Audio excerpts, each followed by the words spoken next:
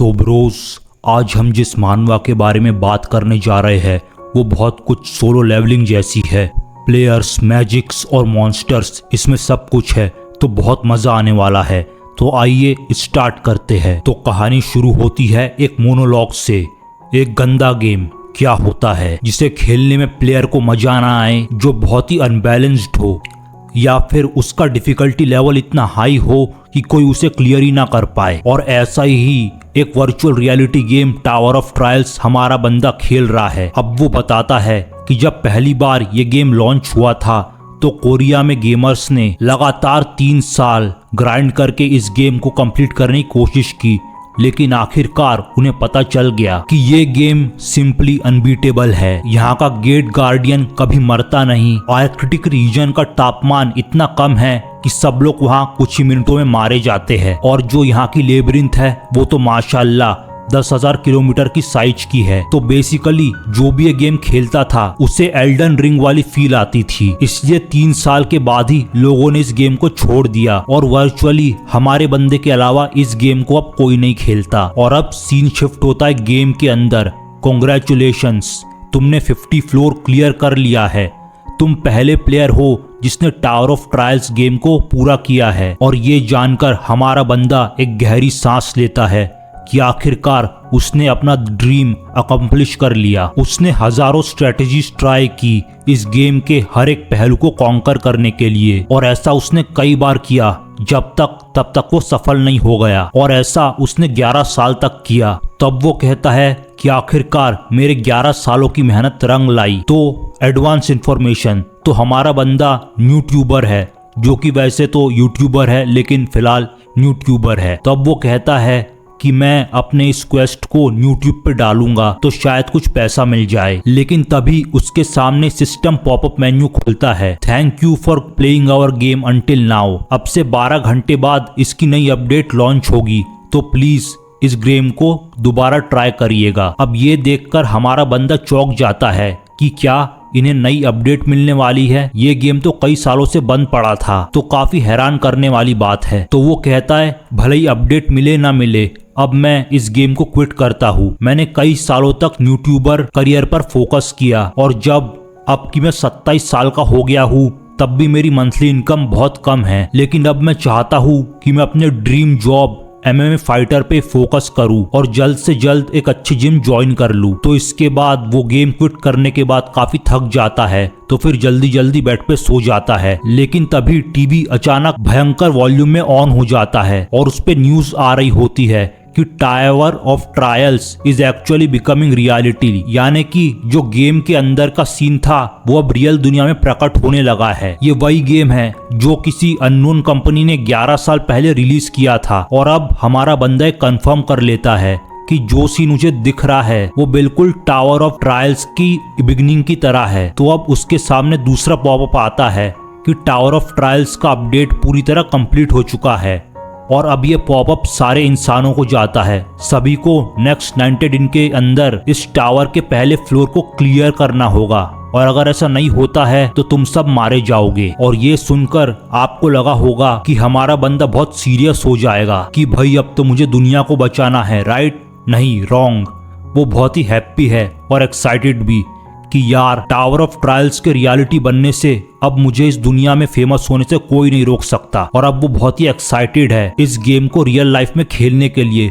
तो जल्दी से वो भाग के कहीं जाता है, और अब सीन बाहर शिफ्ट होता है जहाँ लोग बहुत घबराए हुए हैं, जो कि ऑब्वियसली होना ही चाहिए क्योंकि उन लोगों ने तो ये गेम खेला नहीं है। कोई कहता है सियोल छोड़ दो, दूसरा कहता है कोरिया छोड़ दो, लेकिन लड़की कहती है उससे क्या होगा, दूसरी कंट्रीज में भी टावर ऑफ ट्रायल्स के डंजियंस अपीयर होने लगे हैं। अरे मैं तो कहता हूँ तुम लोग दुनिया ही छोड़ दो अगर गेम नहीं खेलना है तो। एनीवेज, लेकिन हमारा बंदा कोई दूसरी खिचड़ी पका रहा है। तो अब वो सोचता है कि जिस दिन टावर ऑफ ट्रायल बिगिन हुआ था तो उस दिन पहला इवेंट भी स्टार्ट हुआ था। तो पूरे कोरियन सर्वर पे 3 ऐसी लोकेशंस थी जिसे एक्सटर्नल जोन कहते हैं, और जहां पर मैं जा रहा हूँ वो मेरे पास की सबसे नजदीकी एक्सटर्नल जोन है, जो कि एक सबवे के अंदर है।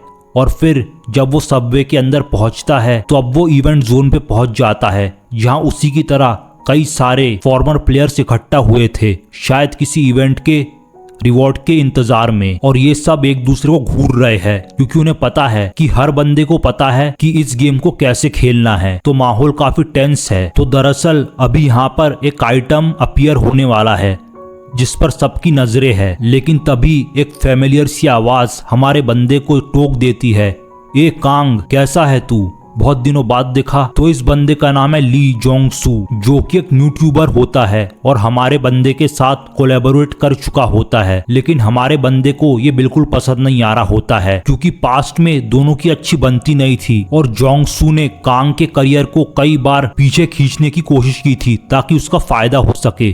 तो कांग कहता है चले जाओ यहाँ से, मुझसे तुम्हें से बात नहीं करनी। लेकिन जोंगसू बहुत ही बेशरम है, वो कहता है चल यार पुरानी दुश्मनी भूल जा, अभी इतने सारे लोग हैं, अब हम टीम बना लेते हैं तो हो सकता है कि आइटम हमें मिल जाए। लेकिन कांग को सब कुछ याद है कि पास्ट में इसने कितना बुरा किया था उसके साथ और कई सारे यूट्यूबर्स के साथ। तो वो उसे हेडबट कर देता है और कहता है भाग जा यहाँ से, इससे पहले मैं तुझे मार डालूं।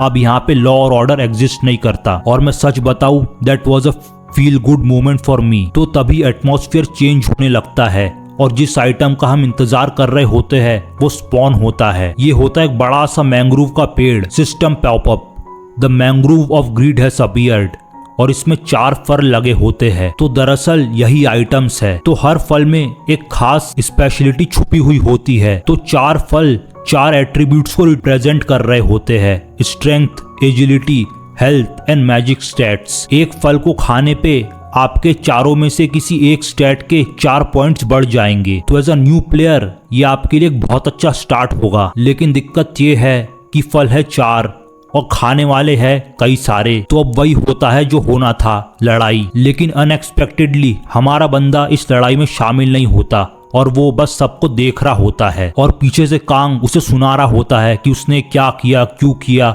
अब हमें कोई भी फ्रूट नहीं मिल पाएगा। लेकिन बंदा सब सुन रहा होता है, शायद वो जानता है कि उसे क्या करना है। तो अब इसी लड़ाई में कुछ स्ट्रॉन्ग लोग सक्सेसफुल हो जाते हैं और एक बंदा एक फ्रूट खा लेता है जिसके बाद उसका एजिलिटी +3 हो जाता है।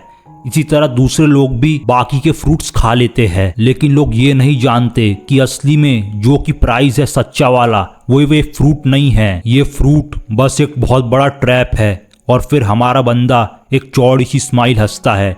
तो भाई ये बंदा मुझे पसंद आया, इसमें भी बहुत ज्यादा मर्सी या कैप्टन अमेरिका वाले गुण नहीं है, तो मुझे तो बहुत पसंद आया। आपको क्या लगता है कमेंट्स में बताएं। एनीवेज, तो इसके बाद मैंग्रोव सब पर हमला कर देता है और कुछ लोग मारे जाते हैं और जो बच जाते हैं वो भाग जाते हैं। तो जोंगसू भी भाग रहा होता है, लेकिन कांग कहता है क्या तू भी डर गया, तू भी भाग रहा है? तो इस पर उसे गुस्सा आ जाता है, अरे नहीं मैं नहीं भागूंगा, मैं इस गेम के 50th फ्लोर तक पहुंचा था। ऑफ कोर्स वो लाए कर रहा है, बस मैं कभी इस इवेंट में आया नहीं इसलिए मुझे दिक्कत हो रही है। तो अब कांग कहता है लेकिन मैंने इस इवेंट को पहले खेला है, अगर तू मेरा साथ दे तो हम रियल प्राइस तक पहुंच सकते हैं। तो कुछ सोचने के बाद जोंगसू हाँ कर देता है। तो उसने ये सोचा होता है कि एक बार रिवॉर्ड मिल जाए तो फिर वो कांग का भी खेल निपटा देगा। तो कांग क्या है तुम्हारा प्लान? तो प्लान ये है कि हम 2 तरफ से इस मैंग्रोव ट्री पर हमला करेंगे जिससे कि वो कंफ्यूज हो जाएगा और फिर हमारा एक अटैक लैंड करते ही ये मारा जाएगा, जिसके बाद अवार्ड अपीयर होगा। ठीक है कांग, ऐसा ही करते हैं। तो फिर 3, 2, 1 दोनों दौड़ते हैं, लेकिन सरप्राइज सरप्राइज सिर्फ कांग दौड़ता है, जोंगसू नहीं दौड़ता। वो भी चालाक है, वो समझ जाता है कि इस कांग के बच्चे पर भरोसा करना बेवकूफी होगी। तो वो कहता है कि तू ही अकेला जा और मर, मुझे तुझ पर भरोसा नहीं है, अब तू लड़ेगा और रिवॉर्ड्स मैं लूंगा। लेकिन कांग भी कोई कच्चा खिलाड़ी नहीं है, उसने पहले से ही सोचा हुआ होता है कि ये कमीना तो हिलेगा नहीं, इतना तो मुझे पहले से ही पता था, और जो हिलेगा नहीं मैंग्रोव उसी पर हमला करेगा। तो फिर यही होता है, मैंग्रोव जोंगसू को जकड़ लेता है और उसे मार डालता है। और अब कांग आगे बढ़ता है और क्योंकि उसने 11 साल इस गेम में बिताए होते हैं तो उसे एग्जैक्ट डिग्रीज याद है कि एक पेड़ जिस पर अटैक करता है तो आसानी से उन्हें डॉच कर लेता है। और इसके बाद उसे लाल चमकता हुआ मैंग्रोव का कोर दिखता है जो कि असल में प्राइज होता है। तो दरअसल कोर बाकी सारे फ्रूट से स्पेशल इसलिए है क्योंकि वो फ्रूट्स आपके किसी एक एट्रीब्यूट को 4 पॉइंट्स तक बढ़ाएंगे, लेकिन ये कोर आपके किसी भी रैंडम एट्रीब्यूट को 12 पॉइंट तक बढ़ा सकता है। तो मतलब 4 फ्रूट की बराबरी ये अकेला कोर ही कर लेगा।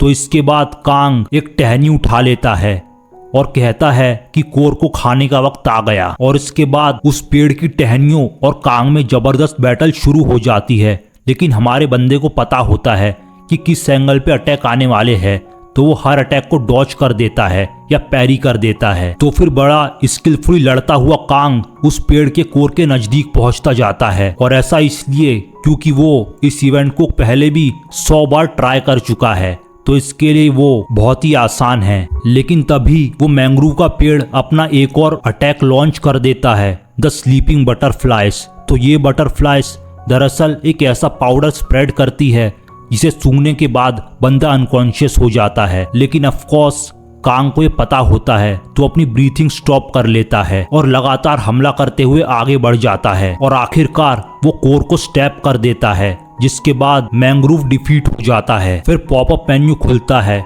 कॉन्ग्रेचुलेशंस, तुम पहले हो जिसने मैंग्रोव ट्री ऑफ ग्रीड को हराया। तुम्हारे अचीवमेंट्स को हॉल ऑफ फेम में जगह मिलेगी हमेशा के लिए, तो प्लीज अपना प्लेयर नाम दो। तो कांग को पता होता है कि वो अब अपनी पर्सनल इंफॉर्मेशन इस राइफ में रिवील नहीं कर सकता, क्योंकि ऐसा होने पर कई सारे लोग गलत नियत से उसके पास आने की कोशिश करेंगे और वो इस गेम को ठीक से खेल भी नहीं पाएगा। तो फिलहाल के लिए वो अपना नेम अननोन रख देता है और वो सिस्टम में ऐसी सेटिंग करता है कि उसका फेस ब्लर्ड दिखता है और उसकी वॉइस चेंज हो जाती है, ताकि उसकी आइडेंटिटी हिडन रहे। और इसके बाद आखिरकार उसे सच्चा रिवॉर्ड मिल जाता है, द ट्री ऑर्ब। इसे खाने के बाद उसका पावर बढ़ जाता है, जिसके बाद वो अपना स्टेटस विंडो चेक करता है। तो अब वो लेवल 1 पे पहुंच गया है। तो 12 पॉइंट ऐसे बटे हैं, स्ट्रेंथ में 5, एजिलिटी 6, वाइटेलिटी 7 और मैजिक 5। और अब ये पढ़ के हमारा बंदा कांग बहुत ज्यादा खुश है कि वो अभी फिलहाल सबसे ज्यादा स्ट्रॉन्ग प्लेयर्स में से एक है। अब सीन शिफ्ट होता है कांग के घर की तरफ, जहां पर उसने अपने यूट्यूब में अपना मैंग्रोव ऑफ ग्रीड वाला वीडियो डाल दिया है। तो लोगों को कमेंट सेक्शन में बिल्कुल भरोसा नहीं हो रहा है कि ये इवेंट किसी बंदे ने सक्सेसफुली पास कर लिया है। कुछ लोग तो यहाँ पर उस पर हैकिंग का इल्जाम भी लगाते हैं, लेकिन आखिरकार सच तो सबके सामने आ जाता है।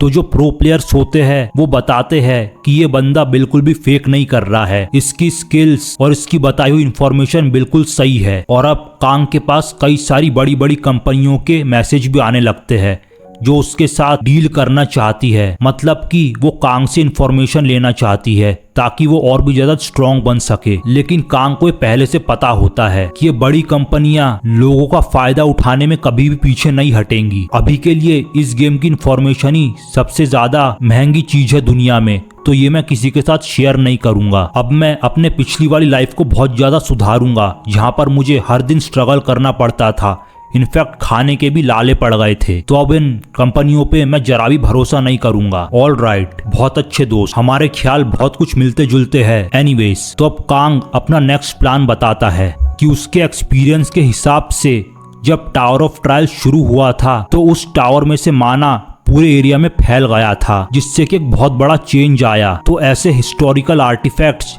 जो बहुत ज्यादा फेमस थे वो होली आर्टिफैक्ट्स बन गए, जिस कारण उनमें कई सारी यूनिक एबिलिटीज आ गई, जिसकी वजह से वो हर प्लेयर का सपना बन गए। और आपको पता है कि सबसे ज्यादा हिस्टोरिकल चीजें कहाँ पर रहती है? म्यूजियम में। तो हमारे बंदे का नेक्स्ट स्टॉप है सियोल नेशनल म्यूजियम। तो अब वो वहीं जा रहा होता है। तो अब उसे पता है कि यहाँ पर तो कंपटीशन बहुत ही तगड़ा होने वाला है, क्योंकि यहाँ पे कई सारे रिवॉर्ड्स है जो कि बहुत ही ज्यादा पावरफुल भी है। तो यहाँ पर उसका सामना कई सारे प्रो प्लेयर्स से होगा, तो उसे संभल के रहना होगा। तो अब वो इवेंट एरिया नेशनल म्यूजियम में एंटर करता है, लेकिन वहाँ पे तो पहले से ही लोग आके धमाचौकड़ी मचाए होते हैं। लेकिन ये तो एक्सपेक्टेड था कि लोग हाथ पे हाथ धरे बैठेंगे नहीं। तो प्लेयर्स जिनके पास इंफॉर्मेशन थी वो पहले यहाँ पर आ चुके हैं। और अब कांग रिवील करता है कि यहाँ पर सबसे इम्पोर्टेंट होली आर्टिफैक्ट जो है वो है the great map of the east land, जो कि बेसिकली कोरिया का एक मैप है। लेकिन होली एनर्जी के कारण अब वो एक मैजिकल मैप बन चुका है। अब उसमें ये सारी इंफॉर्मेशन दिख जाती है कि कहाँ पे डंजियंस है और उन डंजियंस में कौन से मॉन्स्टर्स है, कौन सा आइटम कहां पर है और कौन सा मॉन्स्टर कहां पर अपीयर होता है। ऑल्दो ये इन्फॉर्मेशन बस 10वें फ्लोर तक ही है, लेकिन इतनी इन्फॉर्मेशन काफी है किसी भी नए प्लेयर को ओवरपावर कर देने के लिए। तो सारे प्रो प्लेयर्स इसे हथियाना चाहते हैं। तो हमारा बंदा कहता है कि ये वाकई में बहुत ही ज्यादा इम्प्रेसिव है, लेकिन मेरी नज़र किसी और ही चीज पर है। तो वो चीज क्या है वो फिलहाल हमें थोड़ी देर में पता चली जाएगी। तो अब सीन शिफ्ट होता है, कोई क्रोबार से तो कोई मुक्के से एक दूसरे को मार रहा होता है। तो एक बंदा हीरो बन के कहता है सब रुक जाओ, और कोई भी हिला तो मैं उसे मार डालूंगा। लेकिन लोग कहाँ सुनने वाले थे, उनके सर पे तो खून सवार था। वो कहते हैं आजा तुझे भी देख लेंगे। लेकिन तभी वो बंदा अपनी यूनिक एबिलिटी एक्टिवेट कर देता है, जिसके बाद उसके आर्म्स मॉन्स्टर के बन जाते हैं। और ये देखकर लोग डर जाते हैं, क्या ये यूनिक एबिलिटीज ने अभी से अनलॉक कर दी? शिट, ये तो बहुत ही डेंजरस है, सब इससे दूर हट जाओ। और फिर सब वैसा ही करते हैं जैसा उस बंदे ने कहा होता है। और फिर वो बंदा मैप को लेने के लिए आगे बढ़ रहा होता है, लेकिन तभी पीछे से एक आवाज आती है, अरे रुक जा लड़के, क्या कौन हो तुम? फिर एक बूढ़ा सामने आता है। तो फिर ये मॉन्स्टर आर्म उस बूढ़े को कुछ उल्टा सीधा कह देता है, लेकिन बूढ़ा कहता है कि मेरा नाम मिन है और तुम्हें थोड़ी बहुत तमीज सीखने की जरूरत है। तो कहता है मैं यहाँ तुमसे तमीज सीखने नहीं आया हूँ, मैं यहाँ पे the great land of east का मैप लेने आया हूँ, तो हट जाओ मेरे सामने से। वो तो तुम्हें नहीं मिल सकता। ऐसे कैसे नहीं मिल सकता? तो फिर वो अटैक को करने के लिए उस बूढ़े की तरफ बढ़ता है, लेकिन तभी बूढ़ा कहता है देखते हैं तू कितना फास्ट है। और इसके बाद वो फायर को समन करता है और फायरबॉल अपने अपोनेंट पे छोड़ देता है, जिसके बाद उसका तंदूरी चिकन बन जाता है। और ये देखकर सब और हक्के बक्के हो जाते हैं कि यार यहाँ पे दूसरा यूनिक एबिलिटी वाला बंदा आ गया है, अब तो इससे भी बच के रहना पड़ेगा। लेकिन तभी उसके पीछे से एक लड़की आती है, थैंक्स ग्रैंडपा। अरे कोई बात नहीं, ये तो मेरा काम था। तो इस बंदी का नाम होता है यूरी। तो वो कहती है ग्रैंडपा अब आप रहने दीजिए, यहाँ से मैं संभाल लूंगी। तो इसके बाद वो एक स्टैचू निकालती है, जो कि एक इजिप्शियन स्टैचू होता है एनुबिस का। तो इसके बाद वो एनुबिस की हीरोइक स्पिरिट को समन करती है, जो शायद उसकी स्पेशल एबिलिटी है। तो इसके बाद एनुबिस मॉन्स्टर प्रकट हो जाता है और वो कहती है अगर कोई भी हमारे रास्ते में आया तो ये उसे मार डालेगा। तो सब डर से अभी थर थर कांप रहे होते हैं, क्योंकि उन्होंने 3 प्लेयर्स ऐसे देख लिए हैं जिनके पास यूनिक एबिलिटी है। तो सब अब अपने कदम पीछे खींचकर वापस लौट रहे होते हैं। लेकिन तभी हमारा बंदा कांग वहां पर आगे बढ़ता है, जेब में हाथ डाले, बिल्कुल बैडएस की तरह। तो ये देखकर लड़की गुस्सा जाती है, ओए तेरा दिमाग खराब हो गया है क्या? लेकिन इस पर कांग उसे इग्नोर कर देता है। इस पर उसका गुस्सा और ऊपर चढ़ जाता है। फिर वो अनुबिस को कमांड करती है इसे मार गिराओ, और फिर अनुबिस कांग की तरफ चार्ज करता है।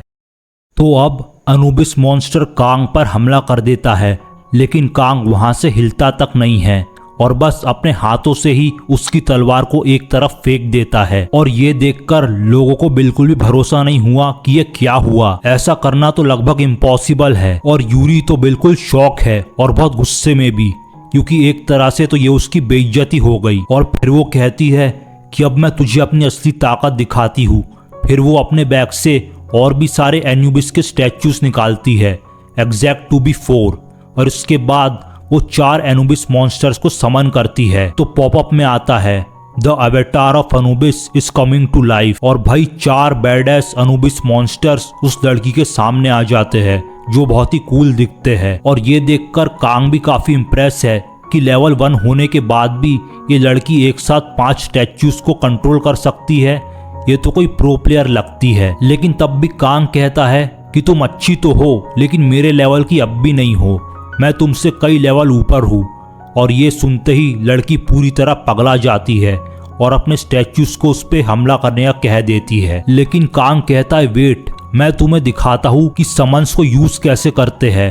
तो वहां पे वो एक पास रखी टाइगर की पेंटिंग को उठाता है और फिर उसमें अपना मैजिक डालता है, और फिर वो पेंटिंग अचानक से चमकने लगती है। The mana has been injected into the pinewood tiger और the ruler of the mountains is appearing. तो एक बड़ा सा टाइगर अब उस पेंटिंग में से बाहर आ जाता है, जिसकी प्रेजेंस सबको हिलाकर रख देती है। तो क्या कुछ कुत्ते मेरे टाइगर के सामने टिक पाएंगे? चल देखते हैं। All right. तो अब कांग ने हमला करने का बोल दिया है, तो अब उसके कुत्तों और इसके टाइगर में हमला फाइट शुरू हो गई है। और ये टाइगर तो वाकई में किंग ऑफ द माउंटेन्स है, किसी भी अनुबिस का इसके सामने टिकना लगभग इम्पॉसिबल है। और वो एक एक करके सारे अनुबिस को खा जाता है। और ये देखकर यूरी को कुछ समझ नहीं आ रहा होता है। उसके हिसाब से तो उसने स्ट्रॉन्गेस्ट स्किल चुनी थी, लेकिन ये कौन सा बंदा आ गया जिसके पास उससे भी ज्यादा बड़ी स्किल है। और अब उसे थोड़ा पछतावा हो रहा है कि उसने बेहतर स्किल क्यों नहीं चुनी। लेकिन तभी कांग रुक जाता है और कहता है कि मुझे दे दो। तो लड़की कहती है क्या दे दूं? तो कांग कहता है मुझे पता है कि द मास्क ऑफ टूटनखामन तुम्हारे पास है, तुम वो मुझे जल्दी दे दो, और अगर नहीं दोगी तो ये मेरा पेट टाइगर तुम्हें खा जाएगा। तो लड़की डर के मारे द मास्क ऑफ टूटनखामन उसे दे देती है। तो कांग क्या तुम भी यहाँ पे द ग्रेप मैप की तरफ में आए हो? तो कांग कहता है नहीं नहीं, मैं वहाँ इसलिए नहीं आया हूँ। और अब वो अपने टाइगर से कहता है कि वो इस एरिया को गार्ड करता रहे और वो इंश्योर करे कि कोई उसके पीछे पीछे ना आ पाए। तो फिर वो टाइगर किसी को भी कांग के पीछे नहीं आने देता है। और फिर कांग उस म्यूजियम के अगले फ्लोर पर चला जाता है। तो कांग सोचता है गुड, अब मेरा सारा सेटअप तैयार है, अब मैं strongest kill in the tower of God को हासिल करने के बहुत ही नजदीक हूँ। तो इसके बाद अगले फ्लोर पर पहुंचने के बाद हमारे बंदे को वो बूढ़ा आदमी दिखता है और वो दोनों एक माना बैरियर के पास खड़े होते हैं। तो बूढ़ा कहता है कि ये माना बैरियर तो बहुत ज्यादा स्ट्रॉन्ग है, इस पर ना मैजिक काम करता है ना फिजिकल अटैक, तो तुम क्या सोचते हो? तो हमारे बंदे को तो ऑफकोर्स सारा नॉलेज पहले से है। तो वो कुछ सोचता है और छिपाते हुए कुछ कहता है और फिर वो उस बैरियर पे अपना हाथ फेरने लगता है।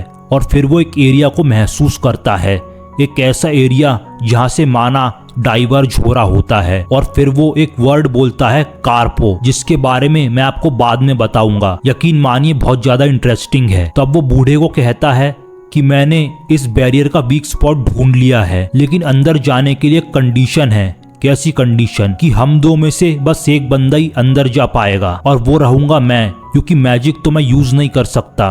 तो तुम्हें इस एरिया पर लगातार फायर मैजिक का यूज करना है, जिससे कि बैरियर कमजोर हो जाएगा। लेकिन भला मैं ऐसा क्यों करूंगा? तो वो कहता है अगर तुमने ऐसा नहीं किया तो तुम भी खाली हाथ लौटोगे, और वैसे भी मुझे पता है कि तुम्हें the great map of the east चाहिए, जो कि मुझे नहीं चाहिए।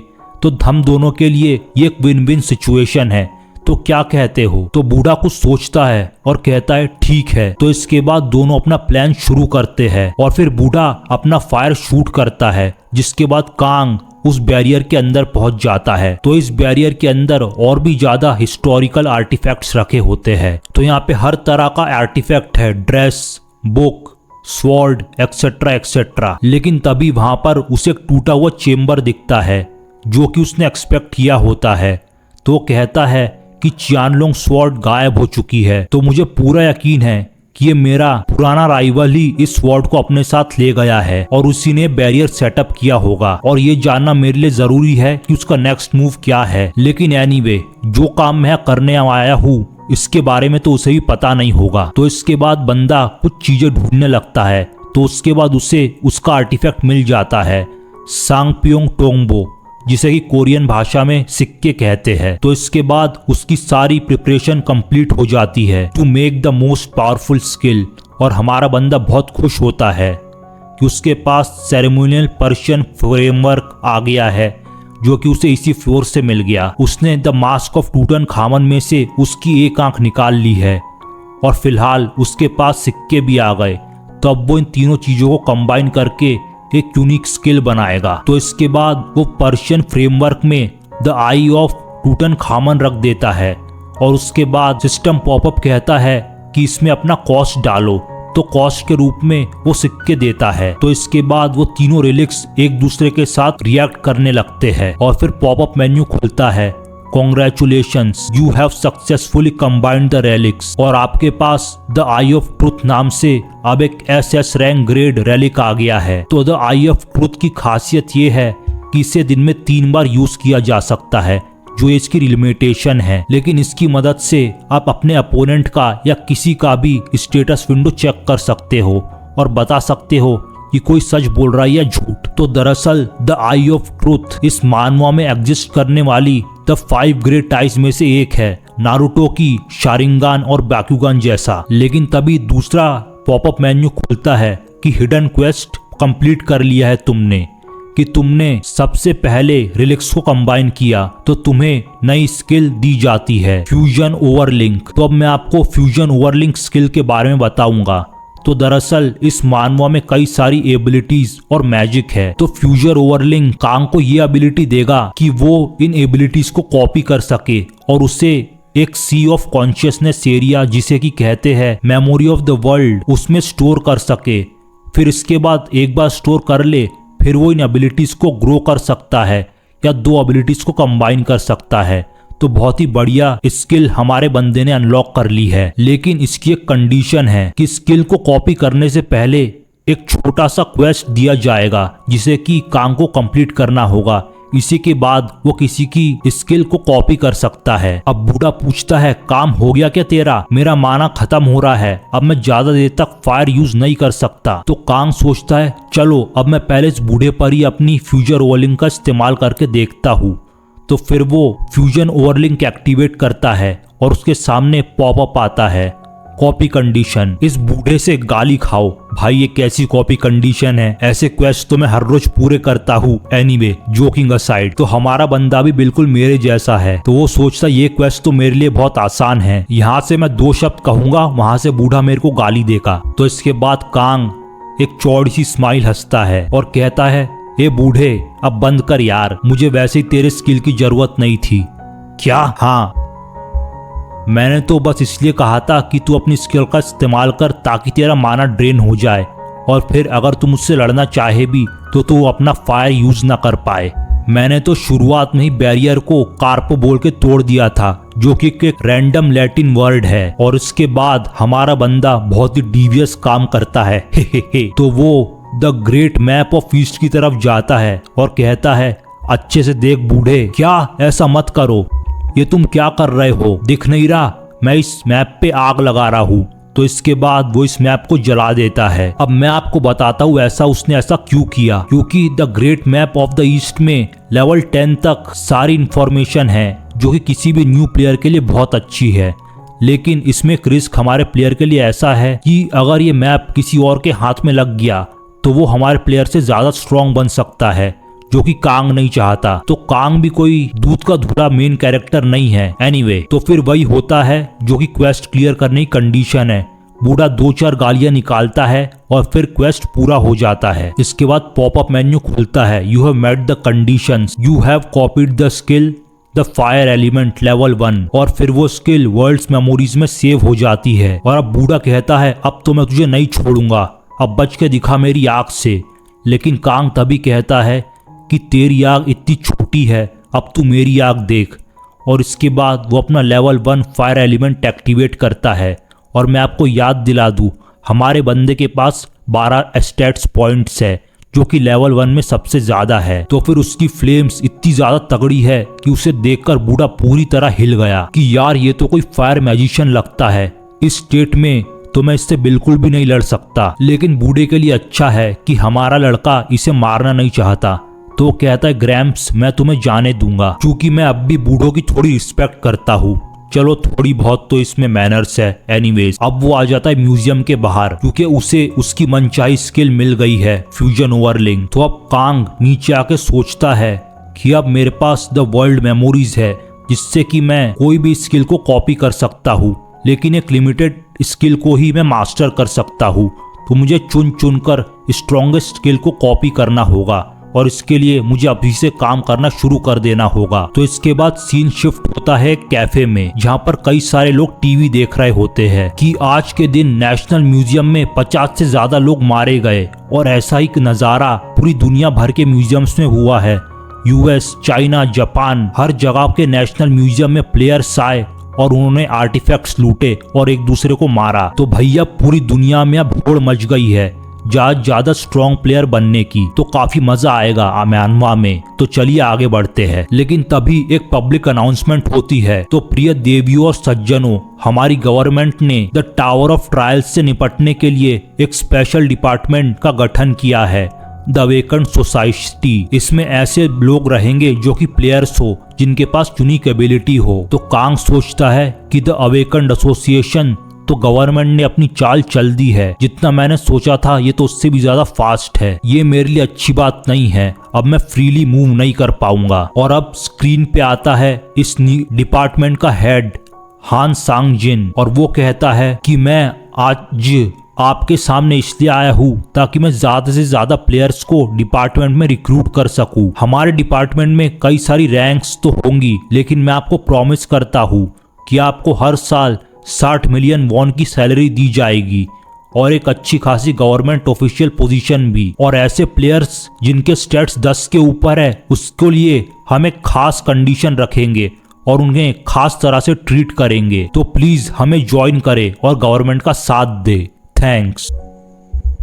तो अब कांग समझ जाता है कि गवर्नमेंट उसे टारगेट करना चाहती है कि किसी तरह वो उनके कंट्रोल में आ जाए, लेकिन मेरा इरादा उन्हें ज्वाइन करने का बिल्कुल भी नहीं है। अब दुनिया ऐसी हो गई है जहां पर एक एज ग्रेट प्लेयर की वैल्यू हजारों लोगों से भी ज्यादा है, और इस नए डिपार्टमेंट का हेड हांग सांग जिन भी कोई यूनिक एबिलिटी वाला प्लेयर है और ये जरूर इस गेम का फॉर्मर प्लेयर रहा है। तो अब तो मुझे इसकी स्किल कॉपी करनी पड़ेगी। और अब हांग सांग जिन सोचता है कि अब 7 बजने वाले हैं। तो फाइनली वो दिन आ गया कि जब द टावर ऑफ ट्रायल्स के गेट खुलेंगे, जिसका उसे कब से इंतजार था कि रियल लाइफ में जाके वो टावर ऑफ ट्रायल में पार्टिसिपेट कर सके। यार ये तो अपनी ड्रीम लाइफ जी रहा है। एनीवेज स्टोरी पे आते हैं। तो रात के 7 बजते ही टावर ऑफ ट्रायल्स ओपन हो जाता है और कई सारे प्लेयर्स इस स्वर्ग जैसी दुनिया में आ जाते हैं। तो हमारे बंदे को बहुत सारा नॉस्टैल्जिया हिट करता है कि कैसे वो पहली बार यहाँ आया था और कितने सारे नूब्स उसके साथ यहाँ पे खड़े हैं। तो फिर हर एक के सामने सिस्टम पॉपअप आता है कि हर नए प्लेयर को 100 कॉइन्स दिए जाएंगे, जिससे कि आप इस टावर में वेपन्स और स्किल्स खरीद या बेच सकते हो। और हर प्लेयर अपने अकम्पलिशमेंट का वीडियो अपलोड कर सकता है और हर 10,000 व्यूज पे उसे 100 पॉइंट मिलेंगे। और the live broadcast function boss battle के दौरान प्लेयर्स एक्टिवेट कर सकते हैं जब वो हर फ्लोर के बॉस को चैलेंज कर रहे हो तब, जिसे कि सारी दुनिया के लोग देख सकेंगे। तो बेसिकली लाइव ब्रॉडकास्ट फंक्शन से एक बंदा जो टावर ऑफ ट्रायल के अंदर बैठी बॉस बैटल को देख सकता है, जो कि काफी कूल है। तो बेसिकली आप जितने ज्यादा फेमस होंगे आप उतने ज्यादा रिच और पावरफुल होंगे। तो ये सब देखकर सभी लोग पगला जाते हैं और लेवल अप करने के लिए एक दूसरे को धक्का मार के दौड़ने लगते हैं इधर उधर। तो सबका पहला मेन गोल है गॉब्लिन्स को मारना और ये एक्सपी जुटाना। तो कांग सोचता है मैं अपने वीडियो अपलोड करके कोई भी इंफॉर्मेशन लीक नहीं करूंगा और मैं गॉब्लिन को मारने जैसे छोटे मोटे काम में पड़ के अपना वक्त भी ज्यादा नहीं करूंगा, क्योंकि मुझे और भी ज्यादा जरूरी काम है। तो अब उसे फ्लैशबैक आने लगते हैं कि 6 साल पहले जब वो लेवल 30 तक पहुंच गया था, तब एक ऐसा वक्त आया था कि वो पहले के फ्लोर्स पर और आगे नहीं बढ़ पा रहा था और बहुत कोशिशों के बाद उसने इसका रीजन पता लगा लिया। तो अगले फ्लोर्स पर जाने का हिंट निचले फ्लोर्स पर मिलता है, जिसकी शुरुआत राइट फ्रॉम फ्लोर 1 से होती है। तो अगर मुझे भविष्य में लेवल 30 पे पहुंच के आगे जाना पड़ा तो मुझे अभी ही लेवल 1 से मेहनत करनी होगी, क्योंकि 6 साल पहले ये गलती मैं दोहरा चुका हूँ, जिसकी वजह से मुझे अपना कैरेक्टर इस गेम में डिलीट करना पड़ा था और मेरी सारी मेहनत बेकार हो गई थी। लेकिन इस बार मैं ऐसी गलती नहीं करूंगा और पहली बार में लेवल 30 को क्रॉस कर जाऊंगा। तो इसके बाद हमारा बंदा बाकी सबसे अलग डायरेक्शन में चला जाता है और फिर वो एक बड़े से गेट के सामने आता है। तो इस गेट का नाम है लेबिरिंथोस। तो दरअसल ये एक लेबिरिंथ या मेज है। तो इसकी कहानी ये है कि इसे डाइडेलस नाम के एक ग्रीक गॉड ने बनाया है। इसके अंदर कई सारी मेज और ट्रैप्स है जो कि लोगों को अपने अंदर फंसा लेती है। तो इसे पार करने पे इस एक स्पेशल रिवॉर्ड मिलेगा, लेकिन हमारा बंदा थोड़ा सा नर्वस है क्योंकि इसे पार करना बहुत ही ज्यादा थका देने वाला और बोरिंग काम है। लेकिन तब भी वो कहता है गेम की खातिर मैं ये भी कर लूंगा। और फिर वो अंदर चला जाता है और अंदर जाने के बाद उसे कई सारे फैमिलियर सीन्स दिखाई देने लगते हैं कि ये तो एग्जैक्टली उसके गेमर दिनों की तरह ही है। लेकिन तभी उसे एक सरप्राइज मिलता है कि कुछ लोग भी वहाँ पर आए हुए होते हैं और तभी उनमें से एक लड़की कहती है नाइस टू मीट यू, हम भी यहाँ तुम्हारी तरह लेबिरिंथ में फार्म करने आए हैं। तो अब स्टोरी शिफ्ट होती है 10 मिनट पहले। तो इन लोगों ने दरअसल कांग को देख लिया था कि वो लेबिरिंथ के अंदर जा रहा है। तो उनमें से एक बंदा कहता है कि लेबिरिंथ के अंदर क्यों जा रहा है, ये गॉब्लिन्स को मारने क्यों नहीं जा रहा। तो तभी वो लड़की कहती है कि हमें इसका पीछा करना चाहिए, लेकिन क्यों, ये खतरनाक हो सकता है। लेकिन लड़की कहती है मुझ पर भरोसा करो, क्योंकि मेरे एक्सपीरियंस के हिसाब से, क्योंकि मैं लेवल 14 तक खेल चुकी हूँ, अर्ली पार्ट्स ऑफ गेम में आपको ज्यादा रिसोर्सेस इकट्ठे करने होते हैं और मुझे लगता है इस बंदे को एक ऐसे रिसोर्स के बारे में पता है जो हम नहीं जानते, तो इसलिए ये इस लेबिरिंथ के अंदर गया है। और वैसे भी ये लेवल 1 है, तो यहाँ पर लेबिरिंथ में ज्यादा खतरा हमें है नहीं। और रही बात उस बंदे की, तो हम सब मिलके उसे उस लेबिरिंथ के अंदर ही मौत की नींद सुला देंगे। तो अब वो लड़की कहती है हेलो, कैसे है आप, क्या आप हमारे साथ इस लेबिरिंथ को क्लियर करने में कोऑपरेट करेंगे। तो कांग भी कोई कच्चा खिलाड़ी नहीं है, वो समझ जाता है कि ये लड़की उसका फायदा उठाने की कोशिश कर रही है। तो फिर वो अपनी आई ऑफ ट्रुथ का एक्टिवेट कर देता है। तो उसके बाद उसके सारे स्टेट्स उसके सामने आ जाते हैं। तो लड़की का नाम है पार्क हैना, जिसके पास स्किल्स है लेवल 1 कम्यून, क्विक स्टेप और वीक हीलिंग। तो कम्यून स्किल काफी इंटरेस्टिंग स्किल है। तो इस स्किल का इस्तेमाल करने पर यूजर किसी भी व्यक्ति के साथ फ्रेंडली हो सकता है और उसका ट्रस्ट आसानी से हासिल कर सकता है। इसके बाद कांग को ये स्किल काफी पसंद आती है, तो अपनी फ्यूजन ओवरलिंग का इस्तेमाल करता है। तो फिर उसके सामने कॉपी कंडीशन आती है कि 240 घंटों तक पार्क हैना, जो कि इस लड़की का नाम होता है, उसके साथ रहो और फिर 240 घंटे बाद तुम्हारे और इसके अलावा कोई और पास में नहीं होना चाहिए। तो कांग सोचता है कि ये स्किल मेरी बहुत फ्यूचर में मदद करेगी, तो मुझे स्किल कुछ भी करके अभी कॉपी करनी पड़ेगी। तो फिर इस लड़की के साथी एक एक करके खुद को इंट्रोड्यूस कराते हैं, हाय मेरा नाम है जांग, मेरा नाम है मिन, मेरा नाम है मिंगक, एक्सेट्रा एक्सेट्रा। लेकिन कांग समझ जाता है कि ये लोग उसको बैकस्टेप करेंगे पीछे से, तो इनका नाम ध्यान रखने की कोई जरूरत नहीं है। तो इसके बाद लड़की हैना उसके पास आती है और अपना कम्यून उस पे इस्तेमाल करती है। तो और वो पूछती है कि मिस्टर, आप कौन से फ्लोर तक इस टावर ऑफ ट्रायल्स तक गए हो। लेकिन हमारे बंदा पहले से जान चुका है ये कम्यून का इस्तेमाल कर रही है, तो वो उससे दूर हटा देता है। और इस पर लड़की शॉक हो जाती है कि ये उसकी स्किल से बच कैसे गया। नॉर्मली तो लोग उसे सब कुछ बता देते हैं एक ही बार में। तो अब कांग कहता है सतर्क हो जाओ, ये लेबिरिंथ है और ये हर फिक्स टाइम इंटरवल के बाद चेंज हो जाती है। तो वो टाइम इंटरवल अभी आ जाता है, जिस पर सब हैरान हो जाते हैं। तो अब लेबिरिंथ की दीवारें और पिलर्स हिलना शुरू कर देते हैं और ग्रुप में भगदड़ मच जाती है, क्योंकि कहीं बोल्डर कहाँ से, कौन सा पिलर कहाँ से कहाँ आके लग रहा है, कहाँ जा रहा है। तो सभी ये सब डॉज करते हुए किसी तरह सेफ्टी होने की कोशिश करते हैं। तो आखिरकार ये स्टॉप हो जाता है और लेबिरिंथ अपना पोजीशन चेंज कर लेता है। तो फॉर्चुनेटली फॉर हमारे मेन कैरेक्टर और अनफॉर्चुनेटली फॉर देम, इनकी साथी मीना मारी जाती है। अब एक डेथ होने पर ये न्यू प्लेयर्स काफी ज्यादा डिस्टर्ब हो जाते हैं और वो कहते हैं कि लेवल 1 पे इतने ज्यादा डेंजरस डंजन्स कैसे है, ये सारी इस लड़के कांग की गलती है। लेकिन हैना कहती है काम डाउन एवरीवन, हमारे पास अब भी अपना ट्रम्प कार्ड है। फिर वो अपने ग्रुप की एक बंदी को कहती है जिसका नाम मिन होता है कि मिन, अपनी नेविगेशन स्किल का इस्तेमाल करो और हमें एग्जिट दिखाओ कि कहाँ पर है। लेकिन मिन डरी होती है और कह रही है कि मेरी स्किल फिलहाल इस एरिया में ब्लॉक है, तो मैं एग्जिट नहीं देख पा रही हूँ। तो ये देखकर न्यूबीज का दिमाग और ज्यादा चकरा जाता है, तो वो आपस में ही बहस करने लगते हैं। तो अब कांग समझ जाता है कि ये लोग प्लान बना के आए थे कि लोग नेविगेशन स्किल का इस्तेमाल करके यहाँ से निकलना चाहते थे पहले ही, और कम्यून स्किल से वो सारी इंफॉर्मेशन मुझसे निकालना चाहते थे, लेकिन मैं भी इनसे 2 कदम आगे हूँ। तो अब हैना का भी दिमाग खराब हो जाता है और अब वो कांग के पास आती है कि ओए, तेरी वजह से हमारी साथी मारी गई, तू हमें इस डंजन तक लाया जिससे हमारे साथी की मौत हो गई और हम मरते मरते बचे, ये सब तेरी गलती है। और फिर हैना के साथी भी उसकी हाँ में हाँ मिलाते हैं। एक बंदा कहता है मुझे तो ये पहले से ही पसंद नहीं था, ये 1 नंबर का बास्टर्ड है। और इसके बाद वो अपने वेपन्स निकाल लेते हैं, चलो इसे सबक सिखाए। अरे यार, कर दी ना वही वाली हरकत, उसने आगे तुम्हें फोर्स तो नहीं किया था कि उसके पीछे पीछे डंजन में आओ, तुम लोग तो खुद आए थे। लेकिन इससे पहले कोई कुछ कर पाता, एक बड़ा सा एक्स आके एक न्यूबी का गला काट देता है और फिर हमारे सामने आता है एक बड़ा सा माइनाटोर मॉन्स्टर, जो कि अब सब पे हमला करने वाला होता है और सब अपना बैटल पोजीशन ले लेते हैं। लेकिन कांग कहता है सब मुझे रास्ता दो, और वो माइनाटोर पर सीधा चार्ज कर देता है। और अब माइनाटोर के पहले अटैक को डॉज करने के बाद सिस्टम विंडो खुलता है और उस पे लिखा आता है congratulations, you dodge the attack. तो अब तुम्हारे पास रिफ्ट नाम की स्किल आ गई है। तो ये स्किल क्या करती है ये हम नेक्स्ट पार्ट में जानेंगे।